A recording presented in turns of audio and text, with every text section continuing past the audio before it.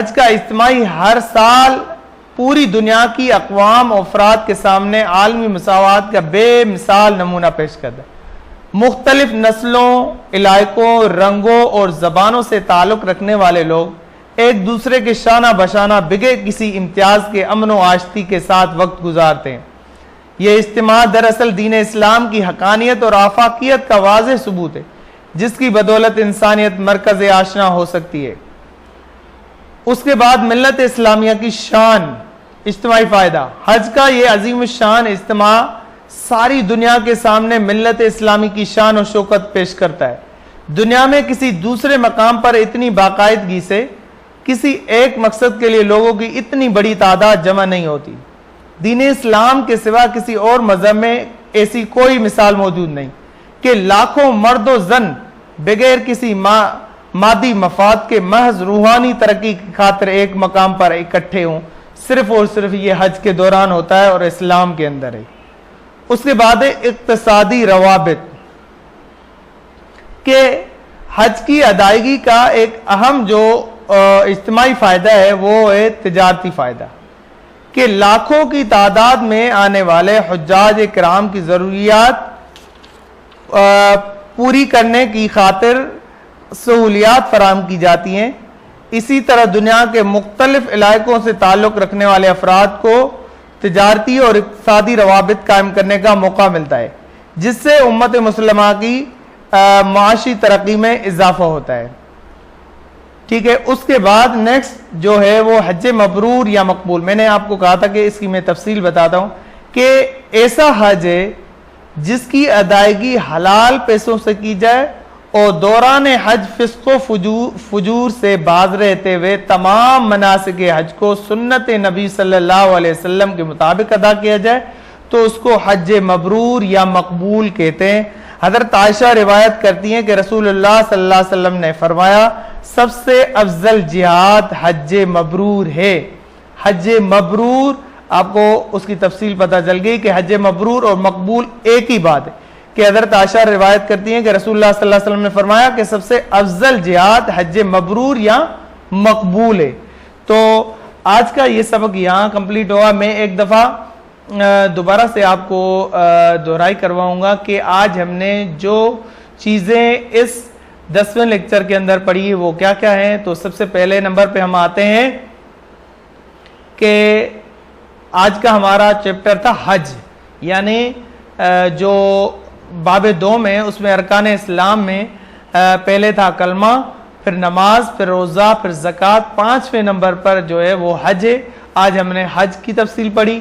سب سے پہلے اس کا لغوی معنی، ارادہ کرنا، زیارت کرنا۔ دین اسلام کی اصطلاح میں حج سے مراد ایک جامع عبادت جس کے دوران صاحب استطاعت مسلمان سال کے خاص دنوں میں یعنی 8 ذی الحجہ تا 12 ذی الحجہ میں بیت اللہ کی زیارت اور مخصوص اعمال کی بجاوری کا ارادہ کرتا ہے۔ اس کے بعد پھر ہم آئے ہیں حج کی فرضیت پر کہ حج کب فرض ہوا اور کن لوگوں پر فرض ہے۔ تو یہ جو حج کی ادائیگی ہے وہ ہر صاحب استطاعت مسلمان مرد عورت پر زندگی میں ایک بار فرض کی گئے۔ اس کے علاوہ یہاں پر ایک بات میں آپ کو نوٹ کرواتا چلوں کہ عمرہ جو ہوتا ہے وہ سنت ہے، اس لیے وہ کسی وقت بھی سال کے کسی بھی مہینے میں کیا جا سکتا ہے، لیکن حج کے لیے مخصوص اللہ تبارک تعالیٰ نے جو دن ہیں وہ رکھے ہیں 8 ذی الحجہ سے لے کر مطلب یہ جو ہوتا ہے اور یہ جا کے 12 ذی الحجہ کے آخر تک ختم ہوتا ہے، اور اس کے درمیان مختلف چیزیں ہوتی ہیں اور اس میں قربانی بھی ہوتی ہے۔ تو یہ مخصوص دنوں کے اندر ہوتا ہے۔ حج مسلمانوں پر سن 9 ہجری میں فرض کیا گیا ہے۔ اسی سال جس سال حج فرض ہوا تو 300 حاجیوں پر مشتمل پہلا قافلہ حج حضرت ابوبکر صدیق کی قیادت میں مکہ روانہ ہوا۔ رسول اللہ صلی اللہ علیہ وسلم نے اپنی حیات مبارکہ میں صرف ایک حج ادا فرمایا جسے حجۃ الوداع کہتے ہیں۔ اس کے بعد حج کی قرآن مجید میں جو اہمیت ہے وہ اس کے متعلق تقریباً 4 آیات میں نے آپ کو سنائی اور ان کے تراجم۔ پہلی آیت تھی یہ آیات جو ہے آپ رجسٹر کے اوپر نوٹ کرتے جائیں. وَلِلَّهِ عَلَى النَّاسِ حِجُّ الْبَيْتِ مَنِ اسْتَطَاعَ إِلَيْهِ سَبِيلًا. اس کے بعد وَمَنْ كَفَرَ فَإِنَّ اللَّهَ غَنِيٌّ عَنِ الْعَالَمِينَ. یہ پوری آیت سورہ آل عمران کی ہے. اس کا ریفرنس بھی ضرور لکھا کریں جب بھی آپ لکھیں. اگر آپ کو جواب کے اندر آیت نہیں آ رہی لیکن آپ کو پتا ہے کہ اس آیت کا مجھے اچھے سے ترجمہ آ رہا ہے تو ترجمہ لکھنے کے بعد بھی آپ ریفرنس ضرور لکھیں کہ یہ کس سورت کی آیت ہے. جیسے یہاں میں نے لکھا ہوا ہے بریکٹ کے اندر آل عمران, تو اس سے معلوم ہوا کہ یہ جو آیت ہے وہ آل عمران سے. اس کے علاوہ وَأَذِّن فِي النَّاسِ بِالْحَجِّ, اب یہ دوسری آیت تھی, تو اب اس کا بھی میں نے حوالہ دیا ہوا ہے کہ یہ سورہ حج سے ہے. تو اسی طرح اگر آپ کو یہ آیت یاد ہے تو ٹھیک ہے, آپ عربی میں عبارت بھی لکھیں جواب لکھتے ہوئے, لیکن اگر عربی عبارت یاد نہیں تو اس کا ترجمہ لکھنے کے بعد بھی آپ حوالہ ضرور دیں کہ یہ سورہ حج ہے. اس کے بعد وَلْيَطَّوَّفُوا بِالْبَيْتِ الْعَتِيقِ, یہ بھی سورہ حج کی آیت ہے. سیم اسی طرح میں نے بریکٹ کے اندر اس کا حوالہ لکھا ہوا ہے. وَأَتِمُّوا الْحَجَّ وَالْعُمْرَةَ لِلَّهِ, یہ سورہ بقرہ کی آیت ہے. ٹھیک ہے, تو آج اس کی حج کی اہمیت کی یہ آیات ہے. اس کے بعد حج کی فضیلت اور اہمیت احادیث کی روشنی میں کچھ احادیث تو جو دو میں نے سامنے آپ کے لکھی ہوئی ہیں, اس کے علاوہ بھی میں نے کچھ احادیث آپ کو بتائی ہیں.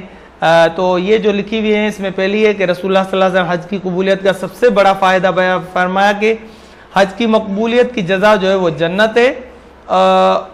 یہ بخاری کی روایت.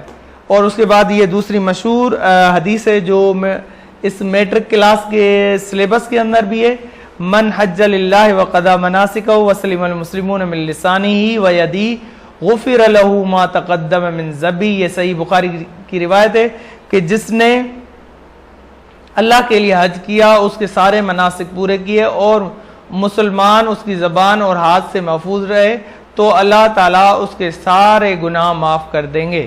اس کے بعد یہ تھا حاجی کے جو اللہ تعالیٰ نے 3 مقامات بیان فرمائے نبی صلی اللہ علیہ وسلم نے کہ حاجی نمازی بھی ہے, حاجی بھی ہے اور عمرہ کرنے والے یہ. اور آپ صلی اللہ علیہ وسلم فرمایا حج اور عمرہ کرنے والے اللہ کے مہمان ہیں.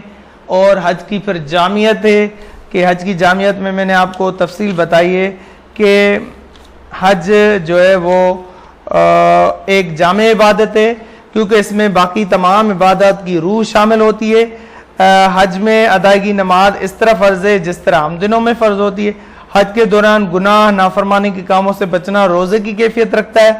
حج کے لیے بہت زیادہ رقم خرچ کی جاتی ہے جو کہ زکوٰۃ سے مشابہت رکھتی ہے. گھر سے دوری, سفر کی مشکلات, سعودت, جہاد کا رنگ موجود ہے. اس کے علاوہ بکثرت ذکر و اذکار, تلاوت قرآن کی توفیق ملتی ہے. حضرت عمر نے فرمایا اس لیے کہ حج کا سامان تیار رکھو, یہ بھی ایک جہاد ہے. اس کے علاوہ حج کے پھر انفرادی فوائد اور زائرین کعبہ کی کیفیات تھی اس کے اندر. تو حج کے جو انفرادی فوائد ہیں اس میں سب سے پہلا جو فائدہ تھا وہ ہے سفر آخرت کی یاد, اور دوسرے نمبر پر جو ہے وہ ہے یاد الہی, اور تیسرے نمبر پر ہے تکمیل نعمت کا احساس. اس کی تفصیل میں آپ کو بتا چکا ہوں, مختصر طور پہ میں آپ کو یہ بتاتا چل رہا ہوں کہ چوتھے نمبر پر ہے گمراہی سے بچاؤ کا ذریعہ بھی بنتا ہے, اور پھر جذبہ ایثار پیدا ہوتا ہے, اور 5ویں نمبر پر جو ہے 6 نمبر پر ازلی دشمن کی پہچان ہوتی ہے یعنی کنکریاں مارتے ہوئے. اس کے بعد پھر قرب خداوندی پیدا ہوتا ہے طواف کے درمیان. اس کے بعد نیکسٹ جو ہے وہ حج ادائیگی حج کے جو اجتماعی فوائد ہیں وہ ان کا بیان کیا ہم نے کہ سب سے پہلا جو فائدہ تھا وہ معاشرتی اصلاح تھی کہ معاشرے کی اصلاح ہوتی ہے کہ تمام دنیا سے آئے ہوئے لاکھوں فرزندان توحید حج سے واپسی پر اپنے ساتھ ایمان تقوی کی وہ دولت لے کر لوٹتے ہیں جو اسلامی معاشروں میں ٹھنڈی ہوا کی جھونکوں کی مانند ہوتی ہے. اس ایمانی کیفیت سے پورے معاشرے میں اصلاحی فکر فروغ پاتی ہے. تو یہ اس کے بعد عالمی مساوات بھی ہوتی ہے کہ یہ حج کا جو اجتماع ہوتا ہے پوری دنیا کے اندر ایک ہی دفعہ ہوتا ہے. اس کی کوئی مثال دنیا میں کسی اور مذہب میں نہیں ملتی کہ اس میں مختلف نسلوں, علاقوں, رنگوں, زبانوں سے تعلق رکھنے والے لوگ ایک دوسرے کے شانہ بشانہ بغیر کسی امتیاز کے کھڑے ہوتے ہیں، اور یہ اجتماع دراصل دین اسلام کی حقانیت اور آفاقیت کا واضح ثبوت ہے کہ جس کی بدولت انسانیت مرکز آشنا کی ہو سکتی ہے۔ اس کے بعد ملت اسلامیہ کی شان، اجتماعی فائدہ، کہ حج کا یہ عظیم الشان اجتماعی فائدہ جو ہے وہ ساری دنیا کے سامنے ملت اسلامیہ کی شان و شوکت پیش کرتا ہے۔ دنیا میں کسی دوسرے مقام پر اتنی بڑی باقاعدگی سے کسی ایک مقصد کے لیے لوگ اتنی بڑی تعداد میں جمع نہیں ہوتے۔ اقتصادی روابط، جو اس کا چوتھا فائدہ تھا اجتماعی، وہ اقتصادی روابط، کہ اس حج کے ذریعے اہم تجارتی فائدہ ہوتا ہے۔ لاکھوں کی تعداد میں آنے والے حجاج کی ضروریات پوری کرنے کی خاطر سہولیات فراہم کی جاتی ہیں۔ اس طرح دنیا کے مختلف علاقوں سے تعلق رکھنے والے افراد کو تجارتی اور اقتصادی روابط